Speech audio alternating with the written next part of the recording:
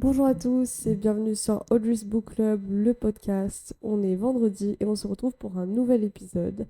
Et c'est encore un livre de romance que j'ai lu cette semaine, donc j'ai très hâte de vous en parler.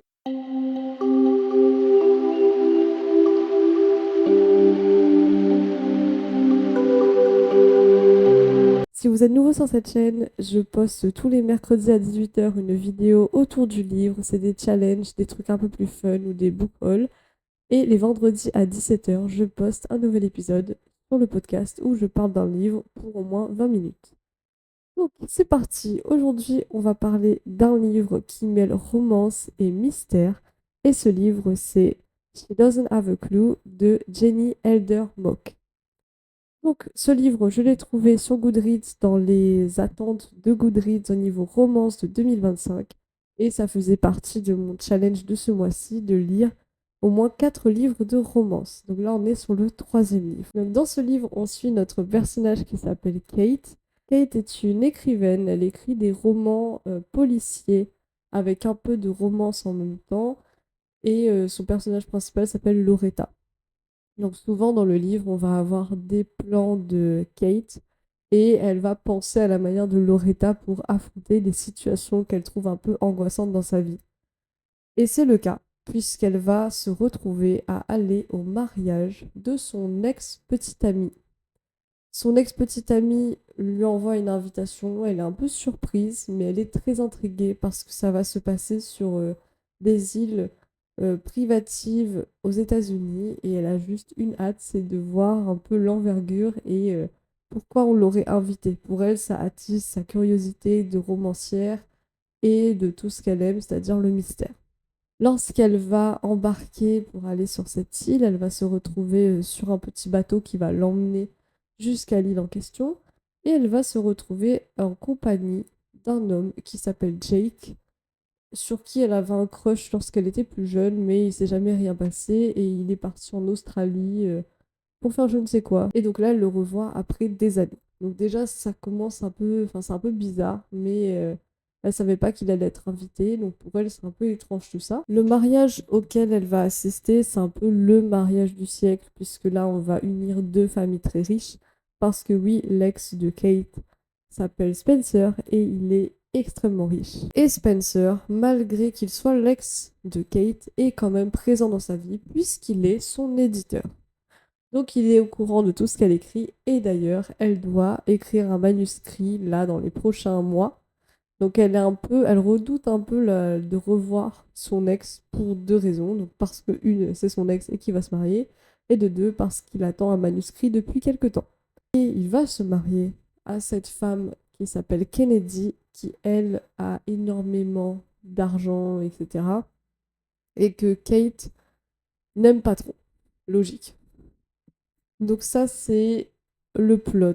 On part sur un plot qui est un peu compliqué. Mais il n'est pas fini, puisqu'il y a encore une difficulté qui se rajoute à tout ça. C'est que lorsque Kate va se rendre à ce mariage, quelqu'un va tenter d'assassiner la future mariée. Donc, on se retrouve sur une histoire de romance avec un mystère. Je ne suis pas fan de la romance à proprement parler, donc je me disais que si on liait tout ça avec un peu une intrigue plus intéressante, ce serait bien. Eh bien, je me suis trompée. Je me suis trompée, puisque c'était nul. Donc maintenant, on va directement passer à mon avis, et ce sera le déroulement de l'histoire en même temps. Comme ça, vous comprenez mieux pourquoi ce livre a été une déception. Lorsque Kate est sur ce bateau et qu'elle doit aller sur ces îles privatives, elle se retrouve avec Jake, donc je l'ai présenté. Ça commence mal parce que déjà il l'appelle Cathy Cakes. Parce que c'est censé être mignon et c'est censé rappeler quand ils étaient jeunes, je ne sais quoi. Mais tout le long il va l'appeler comme ça. Donc déjà, le mec il est coincé dans le passé, elle a changé, elle a grandi. Bon, ok. Ils arrivent sur cette île et on leur dit qu'il ne faut pas s'aventurer tout seul, qu'il faut toujours rester dans les chambres et descendre jusqu'en ils font la cérémonie de mariage, etc. Elle se retrouve dans cet énorme manoir avec des têtes d'animaux partout parce que oui, la famille elle adore la chasse, voilà. Et ce livre aurait pu être vraiment super, mais à partir du chapitre 1, j'étais déjà très confuse parce que c'est un peu comme si on arrive dans une histoire où on est censé être au courant déjà de qui sont les personnages, alors que j'ai bien regardé et c'est le premier livre de cette série en tout cas, donc déjà j'étais perdue. Déjà je croyais que Jake, le gars qu'elle avait retrouvé dans le bateau, c'était lui, son ex-copain qui allait se marier. Donc déjà j'étais un peu confuse, je me dis mais ça n'est pas Spencer. Parce que elle explique que elle n'a pas forcément été souvent amoureuse dans sa vie, que Spencer c'était une personne importante. Au final, ils ont rompu parce qu'ils avaient un peu deux buts professionnels un peu différents ou personnels avec la famille, etc. Et là, elle est toute contente avec ce gars. Donc je me suis dit, ah, peut-être qu'il s'appelle pas Spencer, mais Jake. Donc déjà, dès le chapitre 1, j'étais en train de relire le résumé. Et je me disais, non, ok, c'est bien Spencer. Parce que la manière dont le résumé est écrit, on dirait qu'il y aura de l'ambiguïté entre Spencer qui va bientôt se marier et Kate, mais on parle pas d'un Jake. Donc au chapitre 1, je me dis, mais c'est qui? Il n'est pas introduit nulle part, donc je ne comprenais pas trop. Ensuite, on est sur cette île, il y a vraiment des tensions, etc. Et elle entend en fait des bribes de discussions, de conflits, de disputes. Donc il se passe déjà beaucoup de choses, toujours dans le chapitre 1. Et je me dis, ok, on est là pour un long ride, apparemment, il va se passer des trucs. Et ensuite, on a ce dîner de cérémonie qui est organisé parce que le lendemain, c'est le mariage, pour remercier tous les invités d'être venus. Et Jake, donc le mec du bateau, se retrouve à être son plus un. Pourquoi, on ne sait pas, mais ça a été fait, voilà, il est devenu son plus un. Ils vont à cette cérémonie. Là, elle lui dit ouais, je ne t'aime pas, j'ai pas envie d'être avec toi, moi je suis là juste pour comprendre pourquoi mon ex m'a invité à son mariage, et c'est tout. Jake, clairement, il aime bien Kate, donc on est un peu confus, mais on est là. Et à cette cérémonie, on va apprendre que la tante de Jake, non, non, non, non, non, voilà, je suis déjà confuse. La tante de Spencer veut vendre en fait toute l'île privative, enfin le vendre, le donner à une charité des États-Unis puisqu'elle pense que ça ne sert à rien de garder une île comme ça et qu'il pourrait en faire un musée pour que les gens voient toutes les collections de choses qu'ils ont ramenées de voyages, de chasse. Et ça, c'est le point de départ. Puisque là, dans le public, on aura des cousins qui vont être énervés parce qu'ils avaient le grappin sur cette île. On a Spencer qui est choqué puisqu'il ne s'attendait pas à ce que sa tante fasse une décision pareille. Et elle leur explique que là, à cette soirée, à ce mariage, elle fait venir un inspecteur pour qu'il puisse dire est-ce que cette île vaut quelque chose ou pas. Je trouve que là, déjà, la situation est compliquée parce qu'on a un mariage et les pauvres, ils ne veulent même pas profiter de leur mariage. Ils savent déjà qu'on va peut-être vendre leur maison. Donc, c'est une tension qui est là, on ne sait pas trop ce qui se passe. On a des personnages qui sont mentionnés, Richie, qui est énervé, je sais pas qui est en colère, mais qui sont ces gens? À aucun moment on est introduit. Donc là, moi, je suis confuse. Ensuite, on a Spencer, le futur mari, qui prend la parole et qui fait un speech pour remercier tous les invités et pour dire qu'il est trop content de se marier avec Kennedy. Et tout le long, il fixe son ex. Je me dis, oh là là, monsieur, bah, il faut se décider, soit t'es avec ta copine, soit t'es avec ton ex. Soudainement, la soirée s'arrête, je ne sais plus pour quelle raison, je suis confuse, il y a plein de noms qui sont balancés comme ça, je comprends pas tout. Ils rentrent dans leur chambre et on leur explique que là, il reste encore le samedi et le dimanche, donc ils vont se marier samedi et ils ne peuvent pas retourner sur le territoire principal avant dimanche parce qu'il faut faire venir des bateaux, etc. On ne peut pas juste quitter une île comme ça. Là, elle remonte dans sa chambre et ils vont se préparer, enfin dormir, le lendemain ils se préparent et on retrouve la future mariée inconsciente dans la cave à vin. Kate se dit, moi j'écris des livres policiers, mystérieux, donc je peux résoudre cette enquête. Elle va interroger tout le monde pour savoir pourquoi ils sont là et s'ils ont vu Kennedy tomber et qu'est-ce qui lui est arrivé. Certaines demoiselles d'honneur disent qu'elles ont mangé des huîtres, elles ont bu du champagne dans la chambre pour se préparer, donc peut-être qu'il y avait quelque chose là-dedans. Elle garde tout ça en tête. Mais ce qui est dingue, c'est que tout le monde répond à ces questions alors qu'elle est l'ex, qu'elle est la seule ici qui n'a rien à voir avec la famille. Et elle se permet en plus de mener l'enquête, comme si elle a un diplôme d'état de police. Jake va l'aider bien sûr parce qu'il veut être là avec elle, etc. Il veut gagner son cœur, donc il va jouer les détectives aussi. Et on a un autre personnage qui va les aider, et c'est Marla, qui était la meilleure amie de Kate lorsqu'elles étaient à l'université, mais que Kate après a arrêté de parler avec, puisque avec le temps, elle a juste pas pris la peine de répondre à ces pauvres messages à la fille. Voilà. Là, déjà, le premier jour sur l'île, il se passe en 4 chapitres.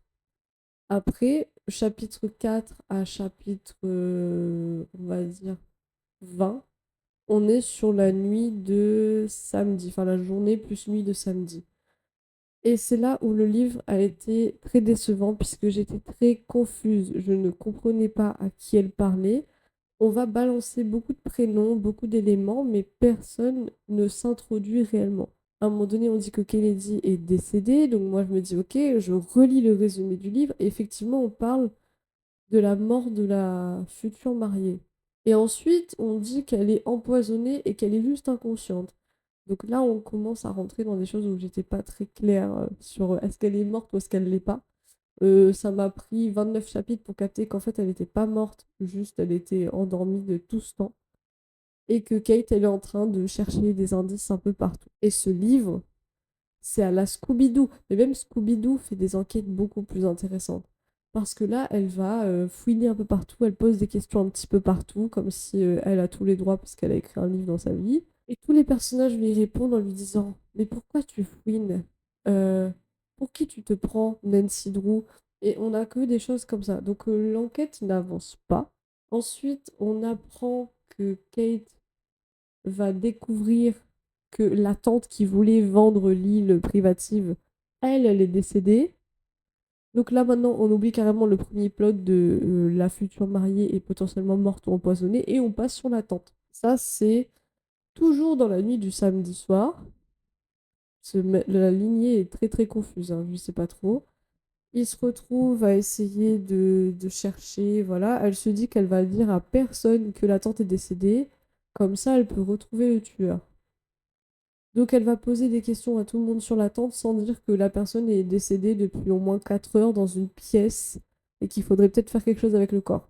Ensuite, on a Kennedy, donc la future mariée, qui va se réveiller et se confier à Kate en disant qu'elle a potentiellement entendu des gens qui voulaient la pousser et tout, c'est pour ça qu'elle est tombée, etc. Et lorsqu'elle va avoir un peu des confessions, la maison va prendre feu. Là, il faut qu'elle sorte de la maison très rapidement pour ne pas mourir. À la minute où elle sort de la maison est plus en feu. On n'a toujours aucun docteur, aucun pompier, aucune police, rien. Là, c'est une île, apparemment, il n'y a pas accès à autre chose. Même les riches ne peuvent pas faire venir un docteur en jet privé. À partir de là, on n'a plus grand-chose qui se passe. Il y a beaucoup de dialogues. Beaucoup de dialogues avec tous les personnages. On tourne en boucle sur ce fait que Kennedy a failli mourir et tout. Mais je retiens pas les noms parce qu'il y en a trop. Et l'enquête n'avance pas. Et ça fait déjà 29 chapitres qu'on est dans l'histoire. Et le seul élément qu'on a eu, c'est qu'elle s'est faite potentiellement empoisonner et qu'il y a un cadavre. Et il reste encore une vingtaine de chapitres pour résoudre l'histoire. Donc on se dit, vas-y, il y a encore du temps. Mais non, parce que là, le livre prend une autre tournure. Le Jake qu'elle a rencontré dans un bateau et qu'elle disait qu'elle ne sortirait jamais avec, et ben ça lui prend 24 heures pour changer d'avis et tomber folle amoureuse de lui. Kate va être follement amoureuse de Jake et ils vont pas pouvoir s'empêcher d'être ensemble et d'avoir un peu une escapade romantique au milieu d'un meurtre et d'une fille empoisonnée. Et ensuite, on a Kennedy, donc la future mariée, qui se réveille et qui prend un peu la parole. Il y a toutes les demoiselles d'honneur qui sont dans la même pièce. Il y a Spencer, l'ex de Kate, qui est là avec sa future mariée. Kate va prendre la parole puisque son ex-belle-mère va l'appeler Catherine, ou enfin je sais pas, un autre prénom qui n'est pas du tout le sien. Et elle va s'énerver et lui dire qu'elle n'a jamais été respectée dans cette famille. Et ensuite, elle va donner trop d'informations. Et on a vraiment plein de chapitres comme ça qui ne servent à rien. Donc elle va dire directement à son ex-belle-mère devant tous les demoiselles d'honneur, la future mariée, son ex-copain, son copain actuel, que son ex-copain était nul et qu'il était pas très bon dans certaines compétences romantiques et relationnelles. Mais là, je le dis de manière polie parce que j'essaie de rester PG-13, mais dans ce livre, on n'y est pas du tout. Et le pire, c'est que sa future femme est d'accord avec. Donc là, tu te dis, mais pourquoi tu te maries avec lui alors? C'est clairement pour de l'argent, on ne sait pas. Et il y a plein de fois où le personnage va dire des choses comme ça, qui sortent de nulle part et qui sont tellement mal placées que tu ne comprends pas comment l'autrice s'est dit, ouais, c'est une trop bonne idée d'écrire ça là maintenant. Donc là, personne n'est au courant à ce moment-là que tout ce drama se passe, que leur tante est décédée, hein. Voilà, elle a dit à personne. Et ensuite, on a des petites stations du style est-ce que tu as l'intention de mettre ton nez dans les affaires de tout le monde tout le week-end? Donc là, on est au chapitre 30 ou 33 maintenant. On est à un stade où on est déjà le dimanche matin et qu'elle a toujours dit à personne qu'il y a une tante qui est décédée depuis 2 jours. 2 jours. Et elle continue sa petite escapade romantique avec Jake. Voilà.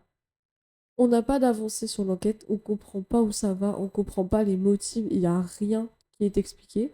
Et soudainement, on découvre que la meurtrière, en fait, c'est l'ex-meilleure amie de Kate, parce que la maison d'édition de son ex-copain allait arrêter de publier ses livres.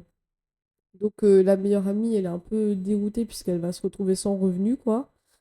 Et donc, elle s'était dit qu'elle allait tuer la future femme, puisque c'est la future femme qui pensait que ça servait à rien de continuer à injecter de l'argent dans un projet où les gens n'achètent pas le livre. Sauf qu'en fait, elle va mettre du poison dans le verre de champagne de la future femme, mais c'est la tante qui va le boire en pensant que c'était son verre. C'est pour ça qu'elle est morte. Et l'ex-meilleure amie veut tout faire pour que ce soit Kate qui est accusée, puisque c'était le plan parfait, vu qu'elle est l'ex. Donc elle a tous les motifs pour pouvoir faire ce meurtre. Et on va dire que le résumé de pourquoi l'ex-meilleure amie a fait tout ça, c'est la seule partie cohérente de tout ce livre.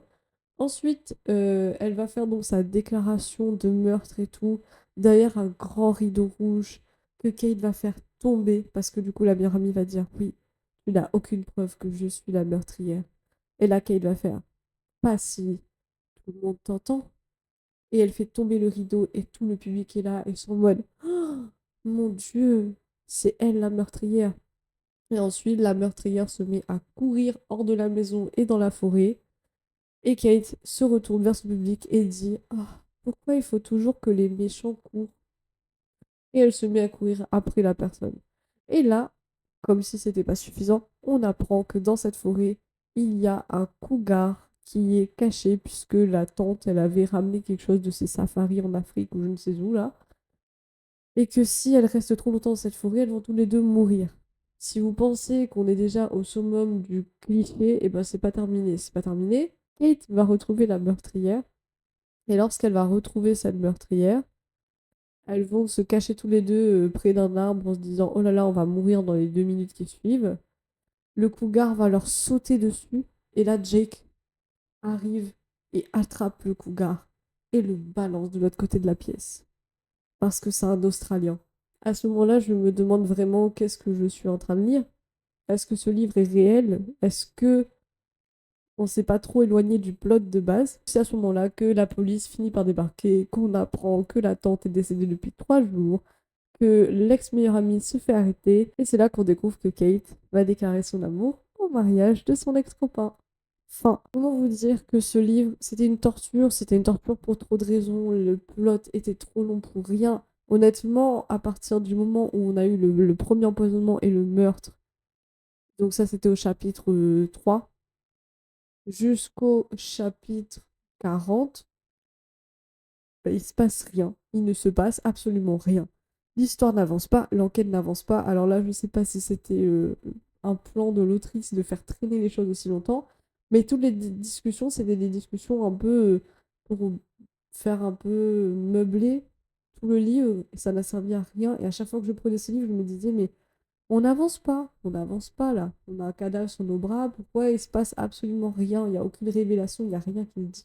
Et d'avoir perdu pratiquement 30 chapitres sur une romance alors qu'il y a quand même du mystère, je pense que soit il aurait fallu qu'elle se décide si elle écrit que du mystère ou de la romance, ou apprendre à calibrer un peu plus les éléments de l'histoire.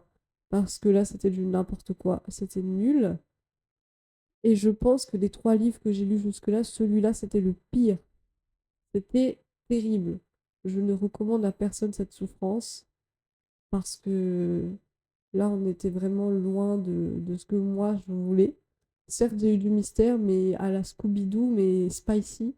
On arrive donc à la fin de cet épisode. J'espère que cet épisode vous a plu. Si vous a plu, n'hésitez pas à me faire des retours en commentaire, de liker, de repartager, de m'envoyer des messages sur Instagram ou même sur Spotify, partout.